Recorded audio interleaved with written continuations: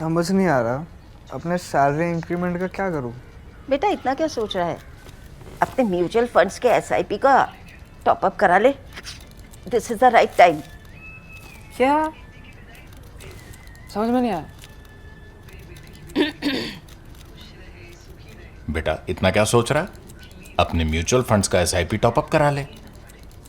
This is the right time. अब समझा।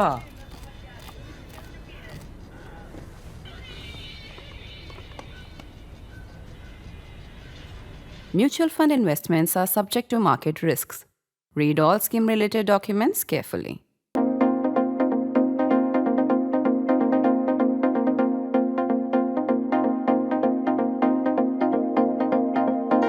In National Interest this week, we ask a simple question after the Indian Air Force and the Army struck 9 terror bases in Pakistan.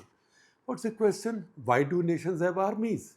Is it to fight wars? Only morons and some teenagers with testosterone overload can say that. Oh, nation has an army to fight wars. Self-defense, that's for small nations. A great nation arms itself for a much higher purpose. And by the way, before I get deeper into this complex 2 minus 1 front idea, why do nations have armies? Why do great nations have armies? Let me also remind you that admissions to the batch 4 of the Print School of Journalism are closing very, very soon. Only a few seats are left. So I would urge you to hurry. You will learn from the best, some of the finest journalists, from the people who are in the profession. It sounds immodest. I am also part of the faculty. I may not be one of the best. We also get domain experts beyond our faculty to teach you. The classes are live, interactive and exciting. It is a wonderful opportunity, and remember, it will take you only 16 weekends. We give you a certificate. You don't need to go to a journalism school for 2-3 years and spend loads and loads of money and time. That's why join the Print School of Journalism, learn from real practitioners, and also come to our newsroom afterwards for an internship. Now I get back to the point I had raised. And the point I had raised was that the nations, great nations, build armies for a higher purpose. And what is that higher purpose? That higher purpose is to prevent wars. It is not to fight wars. It is not for self-defense. It is to prevent wars. The stronger the nation, the stronger the army it needs. Look at the US, look at China.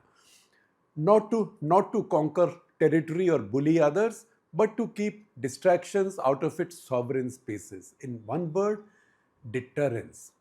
Great nations need their armed forces for deterrence. A question then follows. Have we achieved deterrence vis-a-vis Pakistan? Pahalgam attack on 22nd April showed starkly that we lacked it, or the Pakistanis would not have done it. Did we achieve it? When time was called after the skirmishes, after 72 hours of skirmishes, there is much celebration of revenge, especially on social media, Badla Le Liya, which social media conducted its own private war with the Pakistanis, and where cessation of hostilities is yet to be called. They are going on. It is understandable if after the Pahalgam outrage, our debate was overtaken by anger and calls for revenge. All sides, it seemed, were baying for revenge. Some were wanting immediate revenge. Some were using that old proverb to say revenge is a dish best eaten cold, give it time. So one side thought this is like a street fight, usne mara ab bhi saath saath maar do. The other side thought that maybe this was a tribal warfare, case of tribal warfare or multi-generation clan warfare. Both were wrong. Being for revenge was wrong, and I'm not putting forward a pacifist idea. Stay with me. I am saying that sovereign nations cannot reduce themselves to mere revenge. They need more. That is deterrence, as we said early on. Add to it a punitive ability. That is also the essence of the Bhai bin hoye na preet. Nobody loves you until they fear you line from Ramcharitmanas that Air Marshal A.K. Bharti quoted at the tri-service briefing. Pakistani response to the initial Indian strikes on terror bases showed that deterrence was not yet in place. The punitive power was underlined, in fact, 2 days later on the morning of 10th of May with humiliating targeting of the PAF's most wanted air bases, air defenses and missile batteries. This was a formidable punitive package. And whatever keyboard warriors and primetime gladiators might say, at top levels the government messaging wasn't about revenge, but deterrence. Every terror act will henceforth be an act of war. Our responses will be quick and disproportionate, so cease and desist. You heard that from the Prime Minister himself. The facts and history, however, do not convince us that an Indian deterrence against the use of terror as state policy has been established. We need to assess what India has achieved by continuously upping the kinetic response level since 2016. That is when the first kinetic response took place. Uri was 2016, then Pulwama Balakot in 2019, and the Pahalgam Operation Sindoor in 2025. Each time India's response was kinetic, it went up the escalation ladder. We should, in fact, begin earlier with the Parliament attack on 30th December 2001. That was the beginning of Pakistani army/ISI proxies, inaptly described as non-state actors, creating warlike crisis. I'm saying inaptly because they are part of the state in the sense that I consider Jaish-e-Mohammed, Lashkar-e-Toiba, the various different names they keep coming up with, Jamaat-ud-Dawa one day, the Resistance Front, TRF the other day. All of these are regiments of Pakistani Army Special Forces in mufti, not in uniform. That's the reason I don't agree them with the description non-state actors. They are an extension of the state. India countered Parliament attack with Op Parakram, which was a full military mobilization and a threat of war, threat of an all-out war. It brought India relative peace till 26/11 in 2008, a deterrent with a 7-year use-by date. All of this peace was patchwork peace, patchy peace. There were incidents in the middle, but nothing so big as to precipitate another big crisis or a war-like situation.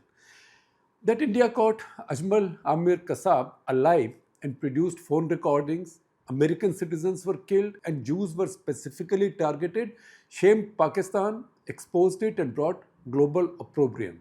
Another 8 years of patchy peace followed. Remember patchy peace. So I'm not saying that no incidents took place, but nothing so dramatic and so big that it would demand an immediate response from India. Remember, I said patchy peace, so underline that word patchy. That is to say, it's not as if there were no incidents in these periods. There were rail bombings, there were Akshardham. The big incidents, I'm only counting the 5 big incidents which took us close to either a military response or a warlike situation. The next round after 26/11 came with Pathankot and Uri in 2016. See, about 7 years have passed. The response was surgical strikes. India's response was surgical strikes. It gave Pakistan the escape route, or what is now called off-ramp, to say that nothing happened. Humko to pata nahi, nothing happened. Or surgical strikes, nothing happened. And Pulwama then in 2019 drew PAF's response after the Balakot Jaish-e-Mohammed seminary was raided by the IAF. The point of visible and undeniable Indian military response was made. Pakistan had to respond to it. They could not deny it. There was no deniability available to them. But they also got a prisoner of war to flaunt, that is Wing Commander Abhinandan Barthman. See the pattern. Pakistan and its proxies are prone to a severe and predictable 7-year itch. You can check out the dates again. Will this near war, India's strongest military response so far, buy India another 7 years of deterrence?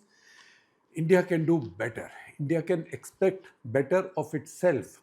Soon enough, however, the ISI and its proxies will be again here. They dream of a jihad with jets, tanks, and hopefully from their point of view, nukes. It's their fantasy and destiny. A war with India is inevitable. It is written. So why not now? Why leave it for when the power gap between India and Pakistan will become even wider? Two sides of the same coin need looking at. What will they do? What will the Pakistanis do? And these Pakistani elements, forces do if there is 5 to 7 years of respite? And how will we prepare? Will we prepare to fight back or to deter? Obviously, my recommendation is to deter. This is how they will see it. Strengthen ourselves in critical areas. That's how India's adversaries will see it. Strengthen themselves in critical areas. Game India's response when the next time comes. Deny India its planned, predictable response. And how does India respond? We keep upping the risk level. just to buy more time. It is like constantly running around the same circle or continuously hopping in and out of the square. What square? Square one.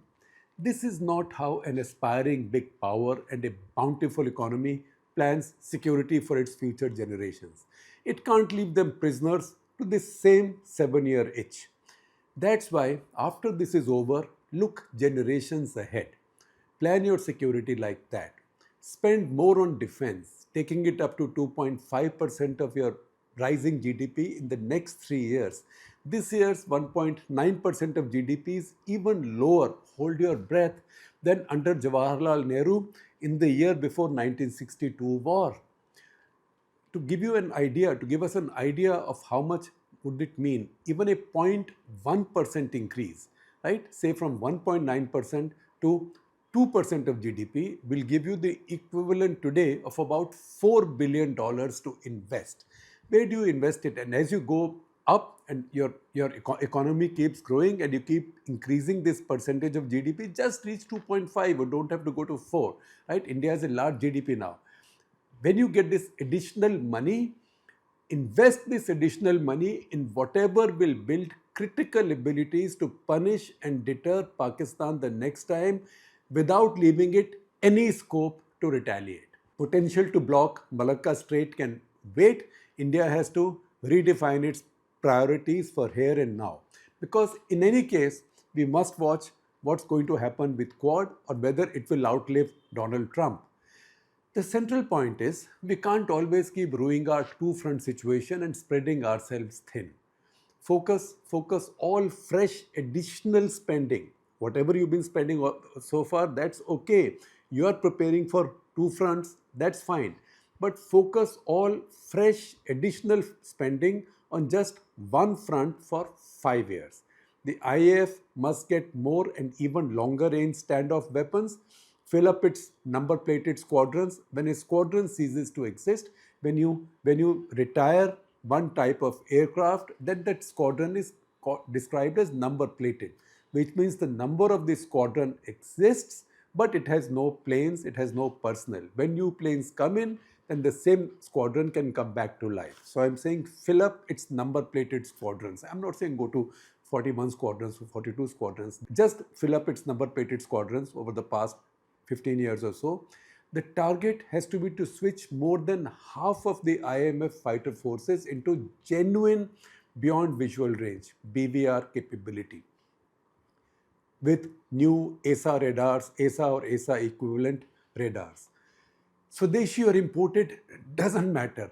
India can't wait because the bad guys won't. If long range artillery, for example, is to be an instrument of punishment, stop buying 100 pieces at a time like a kid who's been given some money by the daddy to shop at Hamleys. Just a few toys, not like that. Buy 1,000. When the Pakistanis fire 10 guns across the LOC, you should fire 200. The fear of massed long-range artillery is a frightening deterrent. In fact, we have a book coming out soon by Major General Lakhvinder Singh, retired. He commanded Indian artillery in the war in Kargil, and he used the massed artillery tactics by putting a lot of the guns together and firing simultaneously. And he said that he had learned this craft or this lesson from reading the history of the battles of Maharaja Ranjit Singh. So massed artillery can be a frightening deterrent. India can afford it. And it isn't even escalatory because it will only be in response to the gravest provocation from the Pakistani side or from its terrorists. Once again, I make no distinction between Pakistani terrorists and the Pakistani establishment. If you do this right, this one front would cease to matter. The Pakistan front would cease to matter. Don't worry about nuclear deterrent, etc., etc. What matters is conventional power, and conventional deterrent will work. Then this front would cease to matter. That will be one way out of our two-front situation. Or triangulation between Pakistan and China. The other option has been exercised by our successive prime ministers for more than 50 years post Shimla Accord. This is of resolving our differences with one of the two adversaries. This has resulted in frustration of this crippling strategic burden. The Chinese see no reason to make permanent peace with us because Pakistan is their cheap instrument to keep us off balance. Pakistan has increasingly been taken over by its written in our destiny walas. India has to change the game with additional defense spending, singularly focused on making the Pakistani front inconsequential. It will also impose a cost on Pakistan if they should they choose to compete. Remember also that in the India-Pakistan power balance, the only deterrence that's relevant is conventional. By the time we talk nuclear, we are all vaporizing anyway. It is unlikely the Americans will give Pakistan anything new and definitely not for free. The Chinese and the Turks will, but unlike the US in the past, they don't give gifts or long term soft loans, which are gifts by another name. Now, where will Pakistan find that money in a stalled economy with a fast growing large population? Even if Chinese goods come cheap, China makes now very good quality weapons and sells them quite cheap, yet it costs real money. India does not hanker for any Pakistani territory. It just needs to detriangulate itself. That's the cost India must impose on Pakistan, not for 1 year, but for the next 25. Or this will be a perpetual roadblock to Viksit Bharat.